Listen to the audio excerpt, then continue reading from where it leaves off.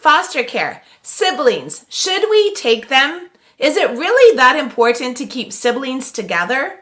In this video, I'm going to address why are there so many sibling groups in foster care? Why are the biological parents continuing to have baby after baby? And when are some situations to maybe not take a sibling group?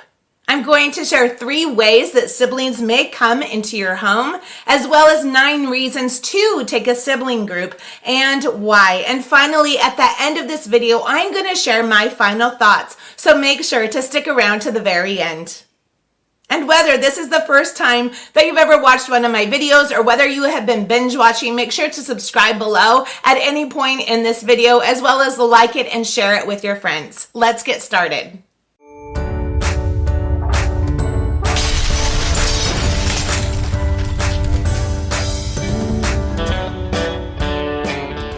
When my husband and I became licensed foster parents about 15 years ago, a lot of the kids that came into care, or at least the kids that came into our home, were just single children. So what has changed? And the first thing that may have changed is that today we have a foster system that is overburdened. It before maybe has helped an addicted parent or a parent who's been struggling in domestic violence situations. However, today with a system that is overburdened, sometimes maybe biological parents don't have the resources or the help or the services or maybe even just the attention from social workers or the people that need to support them to move forward. As a result, addictions increase and continue, and these biological parents continue to have children. The second thing that may have changed and created a lot more sibling groups in the foster system is because really the basic family nucleus, it has been dissolving over the years as there has been a lot more fatherlessness and fathers absent in the home. These children are isolated and they are alone, and these biological parents as well don't have the support system around them. And so when a child comes into care, instead of that child maybe going to a grandparent and then that biological parent working with the grandparent and really restoring and becoming healthy, instead often they become disconnected and they go out and really continue to become addicted or continue to live a lifestyle that produces more and more siblings. And so really the breakdown of the family, I believe, and what I've seen has contributed to the continuation of biological parents having children and sibling groups needing to come into foster care.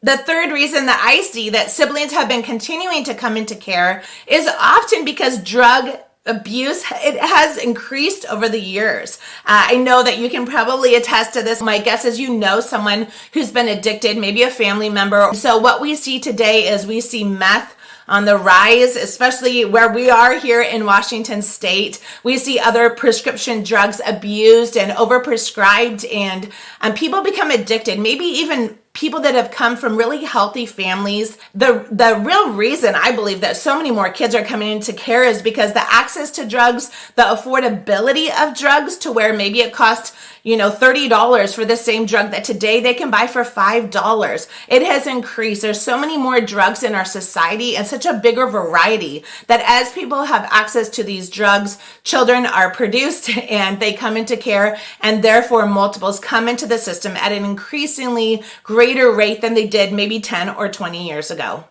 The next question is something that I get all the time. I hear often, why if a birth mom already has a child in the foster system or a child that's been taken away and adopted, why does she continue to go out and get pregnant? I've even heard that, a lot of times people will come up and say, why don't they just fix those people and, really stop the reproduction of siblings that are unwanted or maybe wanted but unable to be parented from coming into the system?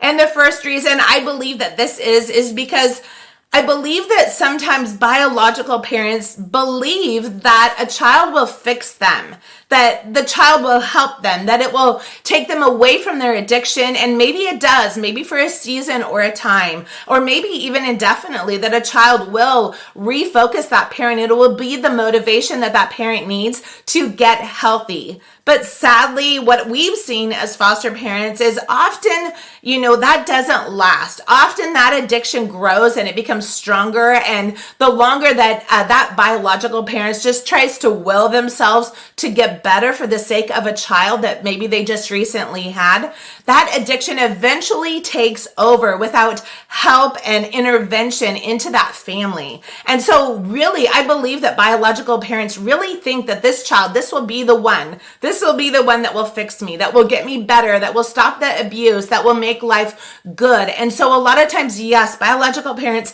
maybe on accident, but sometimes maybe even on purpose, they go out and they get pregnant again. And no, it's not my opinion that we need to just go out and fix them. We need to stop the children, because children are a blessing from the Lord. Every child is conceived with the blessing and the calling of God. Really, there is a soul in that child. If a child is given in this world to anybody, that child is a gift. And so we don't know God's journey or God's plan for that child. But no, as a Christian, I personally just don't believe that we should just go out and fix these biological parents just because they continue to have children. We need to have grace. We need to have mercy. We need to continue to pray and to believe and to support and rally around these families so that they can be stronger and so that they can overcome if it is at all possible according to them. So number 2, why would a biological parent who already has maybe even multiple children in the system, why do they keep getting pregnant? And number 2 is kind of obvious, but I really believe it's just negligence. When you are in a world of drugs or addiction or abuse or trauma or homelessness or poverty, your first notion is not to how to prevent pregnancy. Your first notion, my guess, would be just simply, how do I survive? So when they get pregnant, a lot of times maybe that child is unwanted, or it wasn't their first choice to get pregnant with that child. However, God, again, has a plan for that infant. And we believe that if a biological parent chooses to keep that child and not abort it, that, again, we should support the biological family and do, again, jointly what is best for that child. So sibling groups. Let's talk about sibling groups a little bit. As adoptive and foster home, we've really had the gambit in our personal family. We have adopted a sibling set of 3 girls. We have had twins that have been separated. We have supported family that has been separate, that have been adopted, that are biological family members. We've really had just kind of the wide gambit of it. We have had connection with individuals that are maybe not in our family, but are biological siblings to some of our foster children. And so we've had a lot of experience to see a lot of different situations and scenarios about foster siblings. And so really what I share today comes from that experience as a foster family for the past 15 years. So before I discuss why to take a sibling group, I want to discuss really quick why maybe not to take a sibling group. And the first reason may be that simply your house is too small. Maybe literally you physically just can't take any more children in your home. You don't have the finances or the resources or the ability, maybe in time or emotions, to take care of a sibling group. And so your home just simply doesn't allow a group that's bigger or larger than what you're able to handle. And so maybe that's a good time, maybe just to take one if you live in an apartment or you live in a smaller space. The second reason maybe not to take a sibling group is because maybe one of the siblings is older. Maybe they're a teenager and maybe they live in an institution. Maybe they live in a different state and they're just really successful where they are. They're with a family that has really partnered with them and come around them. And they have had many years in the system and they are finally stable to rip that child out of that home and to connect those siblings. Maybe there's an infant and maybe there's a 14-year-old. And so to pull those children apart from stability, maybe it's not a good time or a good choice to be able to keep those siblings together for the best interest of each individual child. The third reason of why maybe not to have siblings be together is because there's extensive trauma. There's trauma or behaviors or some situation about a certain child that is not conducive to your home or maybe your skill set or maybe your emotional or mental health. And so that might be an opportunity or a situation where not to keep the children together for the best interest of the children. The fourth reason why maybe not to keep siblings together is because you don't have the resources emotionally to deal with a larger sibling group. Maybe you're a single parent and there's a sibling set of 4 kids and you also have biological children and you just don't feel like you can handle it. That might be a good reason to choose a different child that doesn't have a larger sibling set, or maybe if there's an age gap, or you just feel drawn to maybe the teenager but not the infant. Really to evaluate that situation. Again, there's no mat form or, there's no manual of when to keep kids together and when to separate them. But that might be really, again, just a good situation and a good time to evaluate your resources. There was a time in our life where we had a child and our desire, everything in us was to adopt that child. That was our goal. That was our hope. And we really fought for multiple years to keep this child. However, at the time, I was just having some health issues and I needed to take care of some physical things, and physically and based on really just the needs of our family at that time, we were not able to keep that child. And so it is extremely difficult to separate them, but it also, I think, is so good to go into a situation with humility, because not every child has God given us the grace to parent. And you'll know because you will keep striving and keep striving and keep trying, and maybe it's just not working. And so really to take a step back and to be really prayerful and ask God, what does he want you to do? Does he want you to keep those siblings together or does he not? And so that is really, it's really a hard thing, but it's something I really encourage you to do, to really evaluate the situation and where you're at and where you see yourself in 5 years. That maybe today it's hard and maybe you feel like you can't get through it, but maybe in a year you know that you're going to have resources or support and you're going to be able to. I really encourage you just to fight for those children. Again, we fought for 2 years for this particular child, and we just did not have grace to keep that child. However, I encourage you to fight to keep siblings together. However, sometimes it's just not possible and siblings simply cannot stay together. And that's just a hard thing. The fifth reason of when maybe not to keep siblings together is if you have a child that has, again, severe behaviors, maybe RAD, reactive attachment disorder, to where they are destructive or they are damaging, they're harmful to you or to other children, they are dangerous. There is a situation, again, where you feel like a child has behaviors that you can't handle. That might be a time where kids need to move and maybe you can't keep children together. And the sixth reason of why maybe siblings can't be together is because the sibling group is simply just too large. Sometimes sibling groups come into care, there are 6 or 7.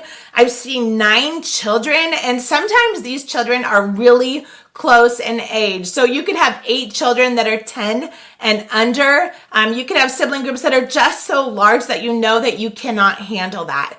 And my encouragement would be, instead of to say, well, I want this child or maybe 1 or 2, if it at all possible, maybe there's another home that can take a larger sibling group. But I encourage you to go out and find maybe a smaller sibling group or, other children versus breaking that sibling group apart. But sometimes it has to be done. These larger sibling groups can't stay together because literally people just cannot take care of that many children. They don't have the time or the resources. And so that might be a time where sibling groups have to be separated. So let's talk about 3 ways that sibling groups might come into your home as a foster or adopted parent. And obviously the first one is that you get a phone call or you get an email, or that maybe you find them on a website and you just know these are my kids, or these are the kids that are meant to come in my home. You contact the social worker or your private agency and you connect with them and you get placed with a sibling group. The second way that sibling groups might come into your home is that you have a placement of a child and you get a phone call out of the blue, or maybe you hear in another state that the biological mom has had another sibling. So they give birth to a child and the state contacts you and asks you, as a kinship caregiver or a relative placement, would you be willing to take this biological sibling? It used to be years and years ago, my daughter had a set of twin little sisters that they came to my house and said, "Do you want more kids?" And I just thought it was kind of a general statement, but I did not know that there was twin biological sisters that were born. And so we were not asked, and those siblings were not allowed to be together. However, nowadays the system is so much better, and if a biological sibling is born or comes into care, the state is so much better about contacting older siblings and asking if they would consider being a placement. I know in Washington State, they really push, the judges here push for sibling connection and contact. And so usually that's one of the first places they will call to have a child placed is with a biological sibling. So that is a good thing and a good change that has been happening over the years. The third way that a sibling group may come into your home is that you have one child and the judge orders that siblings stay together. Maybe there's one that's separated, or maybe there's older siblings or younger siblings that live close to you, or maybe even out of state, and that judge petitions, or the social worker petitions, to have the siblings connected. And so this is kind of becoming a trend, or something that I'm seeing here over the years progress, is that there will be kind of a hunt, if you will, for a foster home that will take multiples, that will take sibling sets. So why keep siblings together? I'm going to give you 9 reasons today. And first, I just want to say up front that although we personally have not always been able to keep siblings together, I'm a huge advocate for siblings being in families together, being raised together. And I'm going to share a little bit the reasons why today.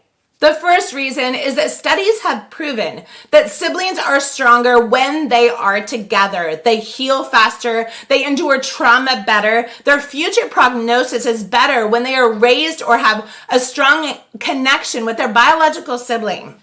Number 2 is, according to a 2011 study, children who have connection with their biological siblings have a greater long-term prognosis. They are more successful. They are more secure. They are more driven. They are more fulfilled and happier than children who've been separated with their biological sibling, and they are isolated and away from anyone who is physiologically and biologically related to them. The third reason is that according to Adopt Us Kids, 75% of children that enter foster care have a biological sibling. 75%. So although most foster parents only take one child at a time, 75% of kids that come into care have a biological sibling. Of that 75%, 65% of children, they are separated. They are alone. They are segregated and separated and alone, away from their biological sibling. That's a big percentage. And so that's a great reason and a great statistic of why to keep siblings together.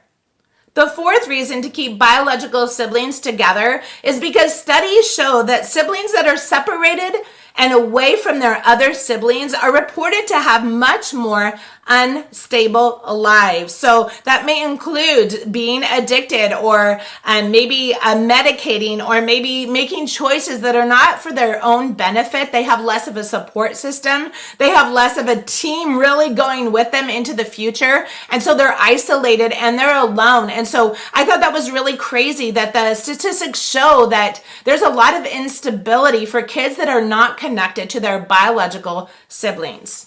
The fifth reason to keep biological siblings together is because children who've been raised together and connected as children tend to go on and have a lot closer relationships later on in life. They can refer back to their childhood and events and time spent together and maybe common parenting. And so as they get older, they're more likely, according to studies, to stay connected, to have fellowship and relationship to one another than siblings who have been separated.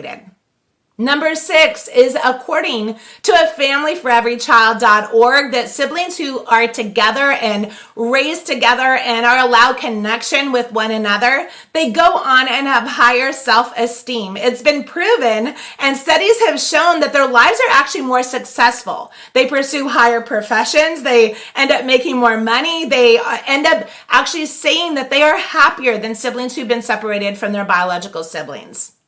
The seventh reason to keep biological siblings together in foster care or even adoption situations is because kids that have experienced trauma together and then they are removed maybe from that home of trauma, they go into foster care. There is one thing about trauma for children is that it links those children. So if you had siblings that maybe experienced sleeping in a car together, or maybe they didn't eat, or maybe they witnessed domestic violence, as they mature and work through that trauma and maybe go to counseling, they have someone else that they know has experienced that trauma. And so that is one of the benefits of keeping siblings together.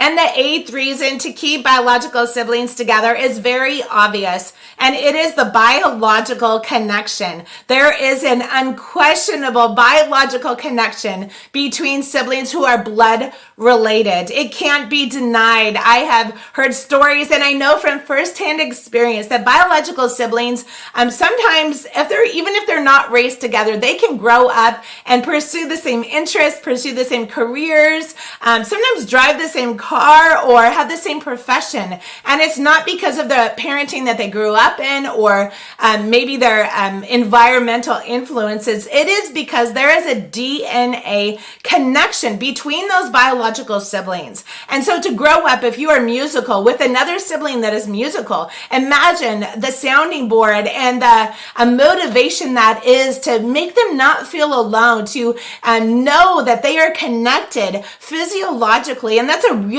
powerful tool for children. It can be really hard, I imagine, and I don't know this firsthand, but to go into a home where the family has completely different interests, different mindsets, different motivations, and different pursuits than what your God-given nature was. Imagine the loneliness that you would feel, and to not be connected or to know siblings that also feel like you feel or think like you think. It is powerful to keep siblings connected simply because of the biological factor and the blood that connects those siblings. And these are my final thoughts. Biological siblings, should you take them? Often we honestly, as foster parents or even adopted parents, can have every reason in the book of why not to take a biological sibling set. It can feel like more. It can feel overwhelming. We may feel like they may team against us and we're going to be overwhelmed. We have to lose a measure of control when we take multiple children into our home. There is a level of surrender, a level of grace that we need when we take multiples or larger groups of children and choose to parent them, whether for a short time or for a long time. However, from my own experience, what I have witnessed is that when you do take multiples, what no one tells you is there is a measure of grace, that God gives you the grace that you need to get through it. He gives you wisdom. He gives you strategies. He will bring support. He will bring finances. There is a level of just dependency that God just shows up when you do things that are bigger than yourselves. And often taking biological siblings that are more than one or two or even three is really creates a dependency that God honors and He blesses. One thing that I hear from foster parents is, I can't take a biological sibling set because my license is only for one child. And what a lot of people don't know is that license, they can change. So if you're licensed for one child, and we have been in the past, the state will expand your license, especially now in this season. They will expand your license to take multiples. If you see a sibling set of 3 kids and you are licensed for one, that licensor will come back into your home. They'll expand your license. They may do it month by month, but at some point you can revamp your license to make it adaptable for that specific sibling group. And so if you think you are capable or able or even just willing to take a sibling set, don't let the state license limit you or create hesitation for you to take them, because the state will adapt your license. Also, I just want to encourage you to listen to your gut. A lot of times when we do things that are big or seem overwhelming or maybe out of the box or maybe stretch us, we will get a lot of negative feedback. We will hear from family and friends, and often the people who are closest to us. They will say it's just too much and why did you do this, or what are you thinking, or that's crazy. However, please, please, please listen to your heart. Do what is in your gut, what is in your heart. If you are a praying person, really be prayerful, because again, 75% of children that are in foster care are siblings, and 65% of that 75%, they are separated and they are away from their biological siblings. The greatest thing I've heard one time that you can do for a child is to give that child a sibling. Would you consider expanding your license and opening your home and opening your heart and stretching yourself? Yes. But be willing to take a sibling set of kids, because there are no greater group of children that need placement today than sibling sets of children. And you never know. I know from firsthand experience of having a sibling set of 3 little girls that it is a blessing to watch them grow and connect and do life together. And so will you say yes? Will you welcome a sibling set in your home? Thank you so much for watching. I know that if you've made it this far, that you are really, really serious and considering taking a sibling set into your home. And I just admire you and respect you for that. So go out and live bold and make sure to just live and be brave. And we will see you next time. Thanks again for watching. Subscribe below. All right. Have a great day. Bye.